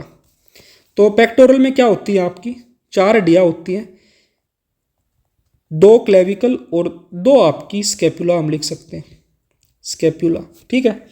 क्लेविकल कितनी 2, स्कैपुला कितनी 2, 2 और 2 4, ठीक है। पेक्टोरल में तो ये हो गया केस। दूसरी जो गर्डल आती है वो है आपकी पेल्विक गर्डल, पेल्विक गर्डल। तो जो तुम्हारी पेल्विक गर्डल होती है उसमें होती हैं सिर्फ आपकी 2 हड्डियां। अब वो 2 हड्डियां किस तरह से होती हैं, उसमें होती है आपकी एक हड्डी जिसका नाम होता है क्या आपका, that is your coxal bone. क्या होती है आपकी, एक कोक्सल बोन, या जिसको हम बोलते हैं आपका हिप बोन, या फिर उसको एक और नाम दिया जाता है that is your innominate bone, that is innominate bone, ठीक है। ये एक ही चीज के नाम है भाई, अलग अलग इतने सारे, ठीक है, ये एक ही हड्डी होती है। एक सेकेंड, कोक्सल बोन या हिप बोन या आपकी इनोमिनेट बोन, ठीक है। अब जो ये इनोमिनेट बोन है आपकी, ये 3 चीज़ों से मिलके बनती है, या कोक्सल बोन है, किस चीज़ों से, इलियम, इस्चियम और आपकी प्यूबिस, ठीक है। इन 3 कंपोनेंट से मिलके आपकी एक कोक्सल बोन बनती है जो कि आपकी पेल्विक गर्डल में होती है, ठीक है। अब याद रखना जो आपका क्या होता है, हेड ऑफ जो फीमर होता है, यानी कि जो आपकी पैर की जो फीमर हड्डी होती है वो आपकी एसिटाबुलम कैविटी में आर्टिकुलेट करती है, किसमें, हेड ऑफ फीमर आर्टिकुलेट्स इन, जो आपकी इनोमिनेट बोन है इसमें क्या होती है, एसिटाबुलम कैविटी होती है, एसिटाबुलम कैविटी। तो याद रखना जो आपका हेड ऑफ फीमर है, head of femur articulates at, या फिर जॉइंट्स एट, तो आपका फीमर का हेड आपका एसिटाबुलम कैविटी में जाके ज्वाइन करता है। तो ये आपको यहाँ पे याद रखना गर्डल्स के बारे में।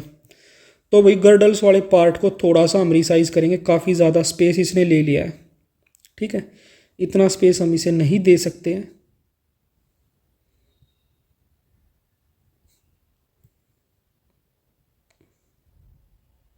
जस्ट ए सेकेंड, ठीक है। तो हो गई हैं चीज़ें रीअरेंज, कोई नहीं, थोड़ा सा इस तरह से समझ जाना। अब बात आती है आपके लिम्स की। तो अब देखो भाई आपके लिम्स के बारे में, लिम्स की जो बोन्स हैं, अगर सबसे पहले बात की जाए आपके 4 लिम्स की, फर्स्टली 4 लिम्स। तो 4 लिम्स के बारे में देखो सबसे पहले, 4 लिम्स में आपके क्या क्या होती हैं, ह्यूमरस एक, ठीक है। देखो जो भी मैं लिखाऊंगा उनको 2 से मल्टीप्लाई कर लेना, ठीक है, क्योंकि 2 होते हैं आपके 4 लिम्स। ह्यूमरस एक, रेडियस आपकी एक, देन आपकी अल्ना आपकी एक, उसके बाद आपकी कार्पल्स 8, कार्पल्स आपकी 8, देन आपकी मेटाकार्पल्स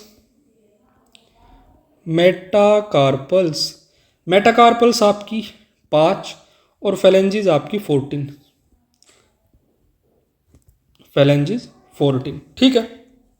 तो ये हो गई, इनको सबको कर लो क्या, मल्टीप्लाई बाई 2, तो कितनी है 14 और 5 19, एंड 19 और 10 27 28 29 30, 30 गुना 2 इज इक्वल टू 60, ठीक है। अब इसके बाद अगर हम बात करें आपकी किसकी, 4 लिम्ब हो गया, एक सेकेंड भाई, 4 लिम्ब के बाद आते हैं आपके hind limb, second is your hind limb, तो हाइंड लिम के बारे में देखो। अब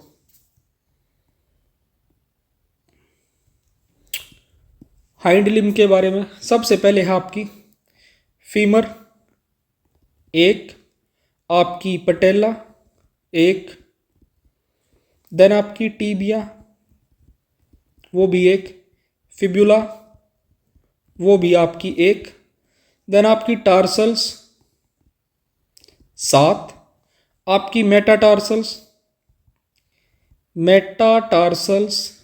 आपकी 5, आपकी फेलेंजेस आपकी 14। ठीक है, तो अगर इनको कैलकुलेट करोगे सिमिलरली ये भी 30 आएगा, इनटू में 2 करोगे तो दोनों हाइंड लिम्स में हो जाएंगे आपकी 60 बोन्स। तो 60 + 60 होगी 120, लिम्स के होगी 120 हड्डी आई है, और गर्डल्स की आपकी 6 हो चुकी हैं। ठीक है, तो गर्डल्स की 6 और आपकी लिम्स की 120। अब रह जाती हैं तुम्हारी एक्सियल वाले पार्ट की जो बोन्स हैं। तो एक्सियल वाले पार्ट को अब हम देखते हैं भाई। सबसे पहले देखो जो आपकी क्रेनियम होती है, जो आपकी क्रेनियल जो बोन्स होती है उनको हम देखते हैं। तो अपेंडिकुलर वाला हो गया ना सारा, तो इसको थोड़ा सा हम और शिफ्ट यहाँ कर देते हैं, इस तरफ स्पेस है हमारे पास। एक सेकंड भाई,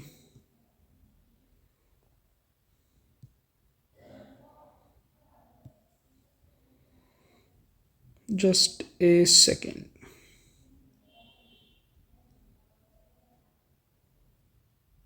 चलो ठीक है, तो अब एक्सियल वाले पार्ट की जो बोन्स हैं उनको हम देख लेते हैं।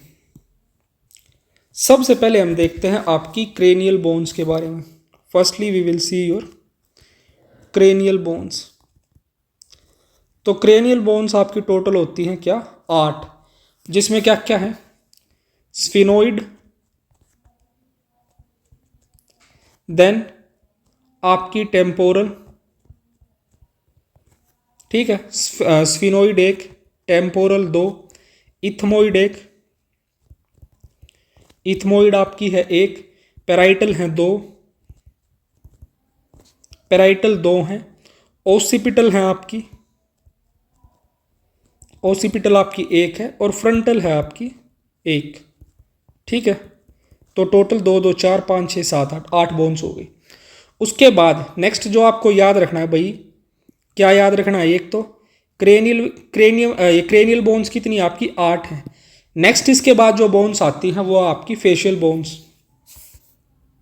Second is your facial. तो फेशियल बोन्स कौन कौन सी हैं वो देखो भाई।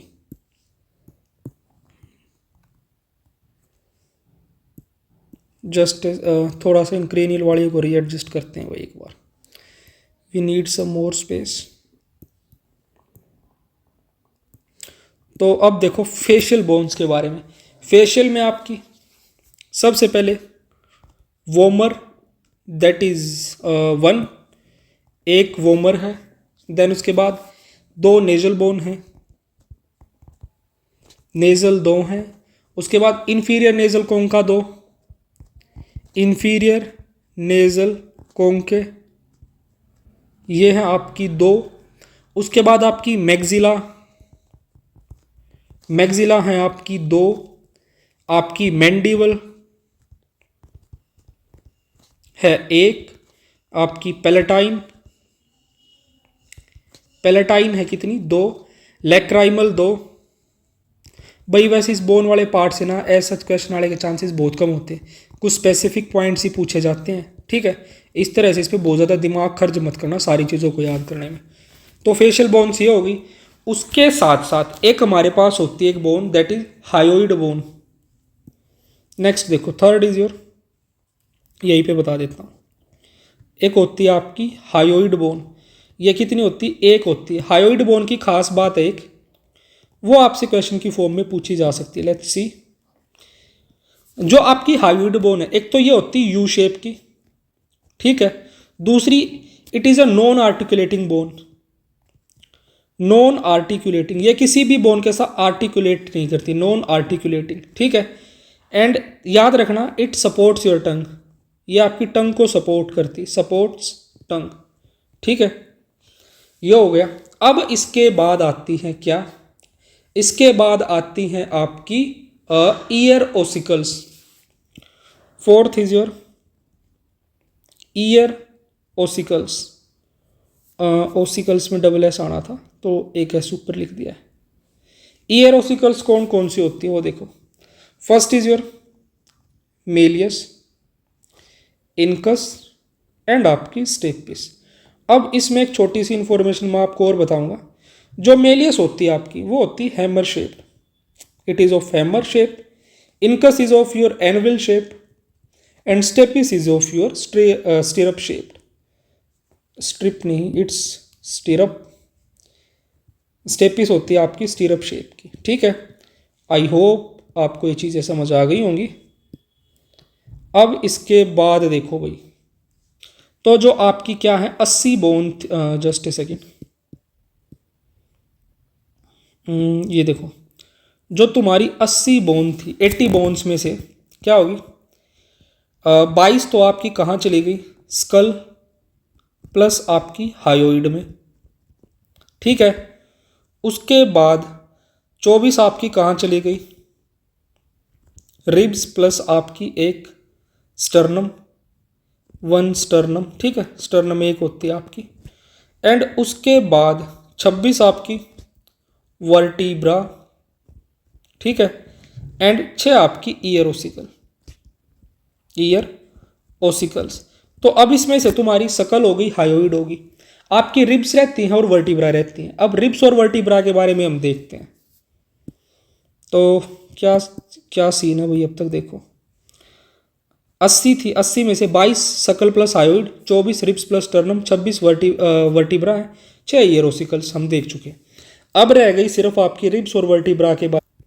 तो सबसे पहले हम देखेंगे आपकी क्या, रिब्स के बारे में।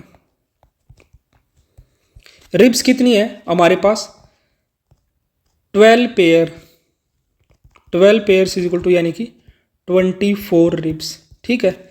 12 पेयर बोलो या 24 रिब्स बोलो, बात एक ही है। तो अब इनके बारे में देखो भाई। सबसे पहले देखो हमारे पास 3 तरह की रिब्स होती हैं। कितने तरह की, 3 तरह की, 3 टाइप्स रिब्स है हमारे पास, 3 तरह की। तो वो 3 तरह की कौन सी, first is your true ribs, ठीक है। ट्रू रिब्स होती है आपकी कितनी, 7 पेयर। और इनको ट्रू रिब्स क्यों बोला जाता है, because they are directly attached to sternum, directly attached to sternum, यानी कि इनका स्टर्नम के साथ डायरेक्ट कनेक्शन है, ठीक है। First is true, then second is your false ribs. क्या होती हैं, सेकंड होती हैं आपकी फॉल्स या वर्टिब्रोकोंड्रल रिब्स, फॉल्स रिब्स, ठीक है, जिनको हम बोलते हैं, एक और नाम देते हैं वर्टिब्रोकोंड्रल, ठीक है, वर्टिब्रोकोंड्रल रिब्स। तो अब देखो हमारे पास फॉल्स रिब्स के कितने पेयर होते हैं, 3 पेयर, ठीक है, 3 पेयर होगी हमारे पास फॉल्स रिब्स। अब इनको फॉल्स रिब्स क्यों बोलते, क्योंकि ये स्टर्नम के साथ डायरेक्टली अटैच ना होके ये आपकी 7th जो आपकी रिब है उसमें आपकी हाइलिन कार्टिलेज के साथ अटैच होते हैं। Doesn't join sternum directly, doesn't join sternum directly, instead join via cartilage, instead join via cartilage, and cartilage भी अगर स्पेसिफिकली हम बोले तो आपका hyaline cartilage, join via hyaline cartilage, hyaline cartilage.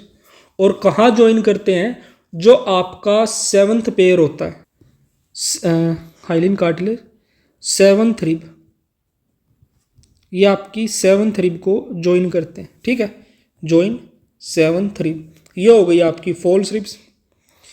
And इसके बाद थर्ड टाइप आता है आपकी floating ribs, floating ribs. Floating ribs वो होती जो किसी भी कंडीशन में ज्वाइन ही नहीं करती। तो हमारे पास होते हैं 2 पेयर, ठीक है। आपकी फ्लोटिंग रिब्स से। ठीक है, रिब्स हमने कितनी बताई थी आपके, टोटल 24 रिब्स होती है। 7 2 जा इक्वल टू 14, 3 2 जा equal to 6 and 2 multiply 2 is equal to 4। तो 14 + 6 20 + 4 इज इक्वल टू 24। इस तरह से हो गई आपकी 24 रिब्स, जो कि आपको अच्छे से अपने दिमाग में याद रखनी है। नेक्स्ट आ जाती है आपकी वर्टिब्रा। वर्टिब्रा देखो भाई, जो आपकी वर्टिब्रा है, यहाँ पे आपकी वर्टिब्रा कितनी होती हैं, वी आर हैविंग 26 वर्टिब्रा। अलग अलग टाइप की वर्टिब्रा होती है, वो देखो। सबसे फर्स्ट जो आती है दैट इज सर्वाइकल, ठीक है। देन उसके बाद थोरेसिक,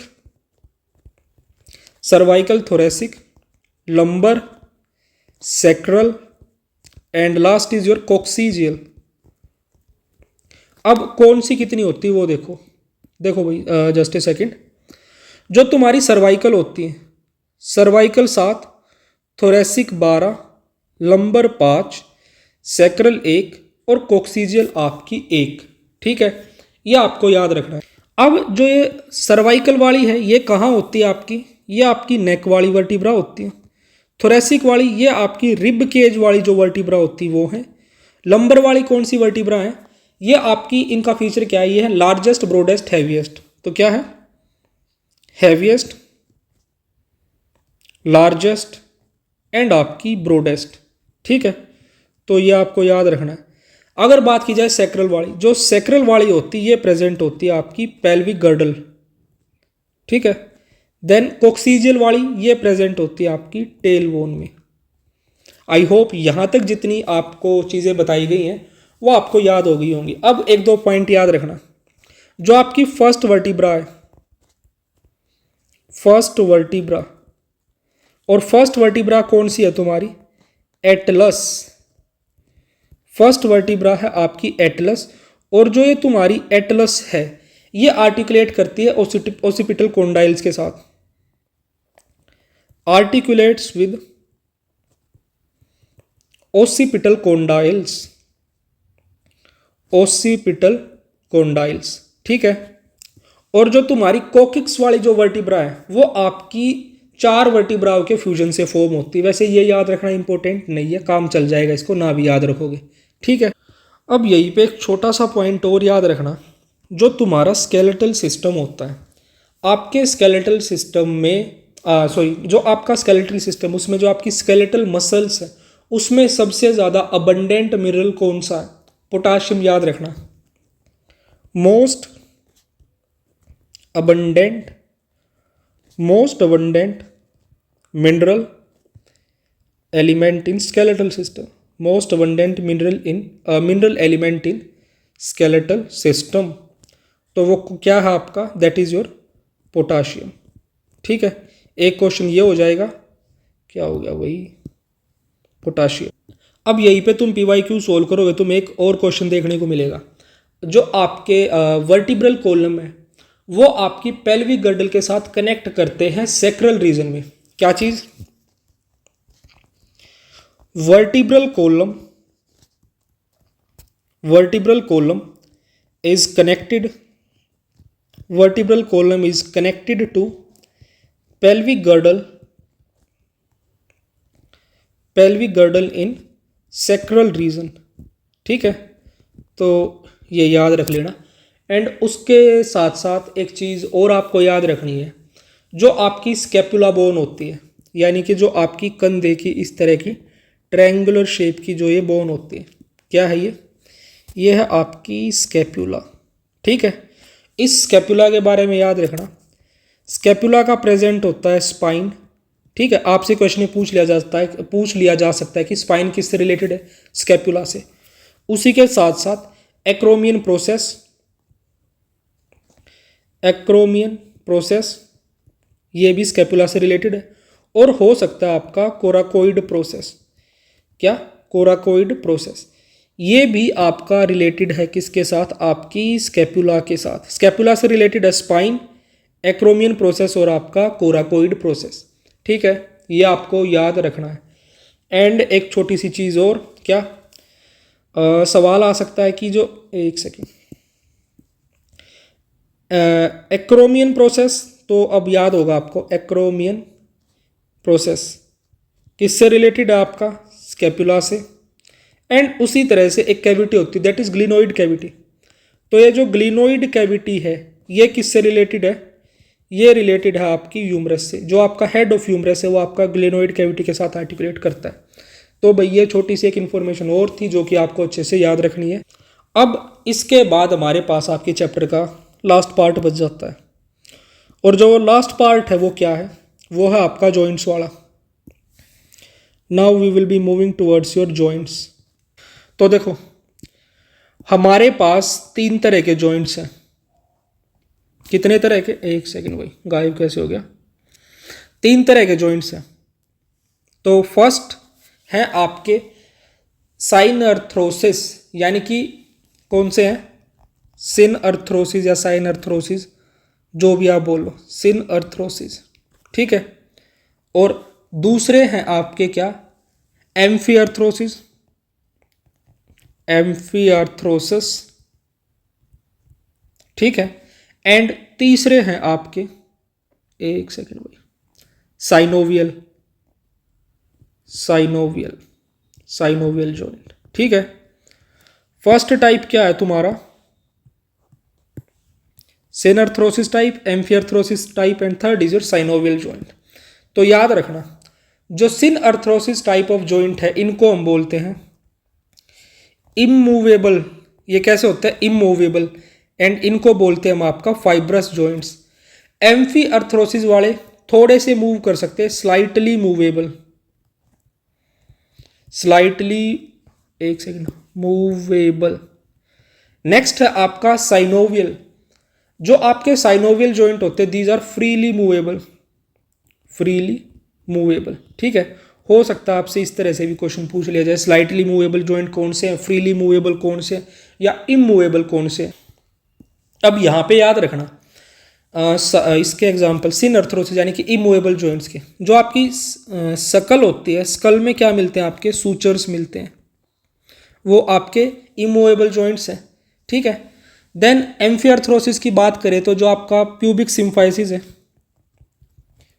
प्यूबिक सिम्फाइसिस, उसके अलावा आपका बिटवीन आपकी क्या है, sternum and ribs, between sternum and ribs के बीच में जो जॉइंट मिलते हैं वो, एंड उसी के साथ साथ आपके इंटरवर्टिब्रल डिस्क में जो जॉइंट मिलते हैं, between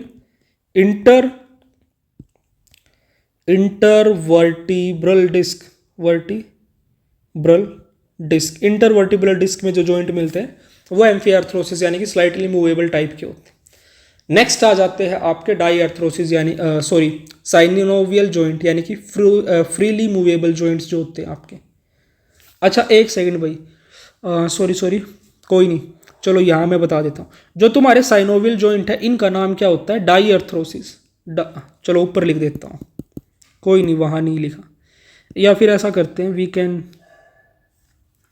do something for this, तो हम ऐसा भी कर सकते हैं इनके लिए।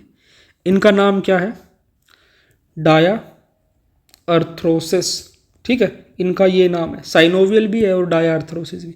तो amphiarthrosis, synarthrosis, immovable, amphiarthrosis slightly movable, और डाया अर्थरोसिस फ्रीली मूवेबल, जिनको हम साइनोवियल जॉइंट्स भी बोलते हैं। अब इन तीनों में यहाँ पे जो हमें थोड़ा सा डिटेल में देखने हैं वो है आपके साइनोवियल जॉइंट्स। तो हम देखेंगे आपका types of synovial joint, types of synovial joint. बहुत ज़्यादा डिटेल में डिस्कस ना करते हुए मैं यहाँ पे सिर्फ आपको टाइप्स के एग्जांपल बताऊंगा जो कि एग्जाम्स में डायरेक्टली पूछे जाते हैं। सबसे फर्स्ट है हिंज जॉइंट।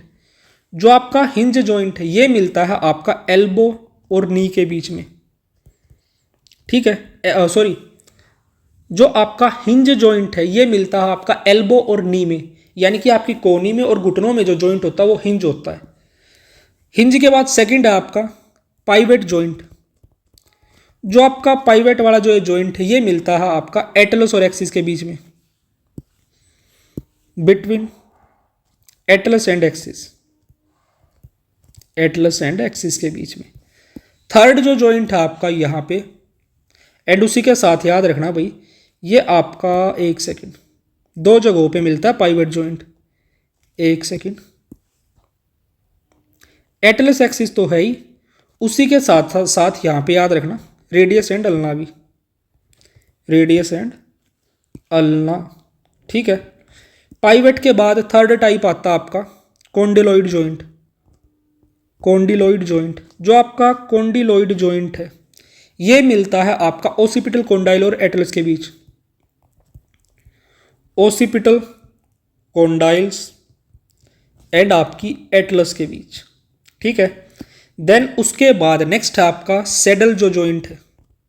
सैडल, सैडल वाला जो है ये मिलता है आपका कार्पल्स और मेटाकार्पल्स के बीच में। Carpals and metacarpals of thumb, carpals and metacarpals of your thumb. ठीक है, सैडल के बाद नेक्स्ट आ जाता है आपका ग्लाइडिंग।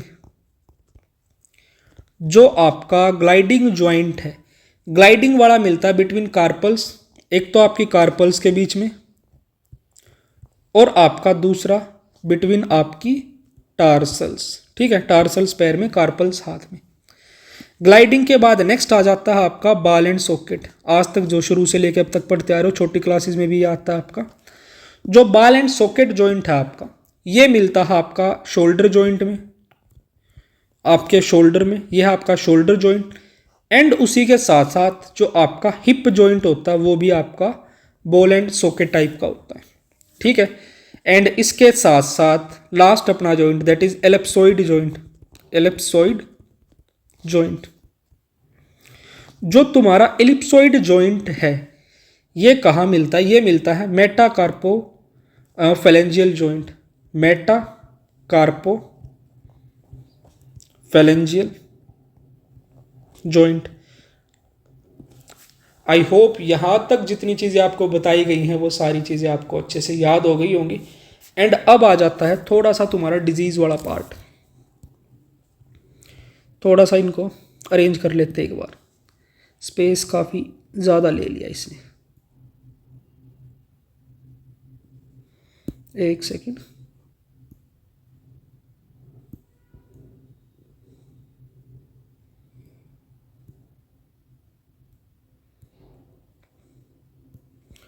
तो अब आ जाते हैं किस पे, आपका last part of your chapter that is, एक सेकेंड भाई, डिजीज़। तो 3-4 आपकी डिजीज़ दे रखी हैं, उनमें से एक चीज़ याद रखना। देखो जो तुम्हारी क्या है, डिजीज़ तुम पढ़ लोगे तुम्हें याद हो जाएगी। जो मेन जो डिफरेंस है वो मैं तुम्हें बताता हूँ सिर्फ, बाकी एनसीईआरटी में देख लेना। एक है माइस्थीनिया ग्रेविस,